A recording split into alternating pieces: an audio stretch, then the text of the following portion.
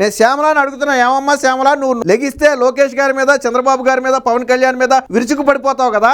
రాష్ట్రంలో ఎక్కడైనా ఒక మహిళ మీద చిన్న అఘాయిత్యం జరిగితే మీడియా సమావేశం పెట్టి విరుచుకు పడిపోతావు కదా. కూటమి ప్రభుత్వ చేతగాని పాలన, హోమ్ మినిస్టర్ అన్ఫిట్, ఈ ప్రభుత్వంలో మహిళలకు రక్షణ లేదని నోరు విరుచుకు పడిపోతావు కదా. మరి మీ నాయకులే ఒక మహిళ మీద అత్యంత నీచమైన జుగుత్సకరమైనటువంటి వ్యాఖ్యలు చేస్తే నీ నోరు పడిపోయిందా?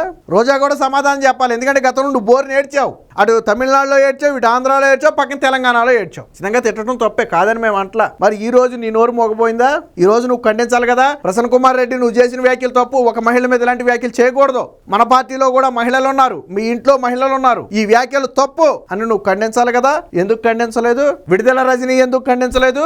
గతంలో హోమ్ మినిస్టర్ గా ఉన్నటువంటి వనిత ఎందుకు ఖండించలేదు? నేను ప్రసన్న కుమార్ రెడ్డి ఒక మాట అన్నాడు, నువ్వు ఏ పనులు చేసి రాజకీయాల్లోకి వచ్చావో మాకు తెలుసు అని చెప్పి ఒక మాట అన్నాడు. మరి వీళ్ళందరూ ఏ పనులు చేసి వచ్చారు? మరి అదే మాట ప్రసన్న కుమార్ రెడ్డిని అడిగితే, వైసీపీ పార్టీలో మహిళలు ఉన్నారు కదా, వాళ్ళు అదే మాట అడిగితే ఎలాగుంటుంది? నీ ఇంట్లో ఆడవాళ్ళ వ్యక్తిగత విషయాలు తీసుకొచ్చి మాట్లాడితే ఎలా ఉంటుంది? ఏదో పనిని కూడా సమర్థించుకోవటం. మళ్ళీ ఈ రోజు కానీ రేపు కానీ ఎక్కడైనా రాష్ట్రంలో ఒక మహిళ మీద దాడనో, కిడ్నాప్ అనో, అఘాయిత్యమనో ఏదైనా ఒక వార్త వచ్చిందనుకోండి, వాళ్ళందరూ మీడియా ముందుకు వచ్చి పడిపోతారు. వీళ్ళ నాయకులు చేసే పనులను మాత్రం ఖండించరు.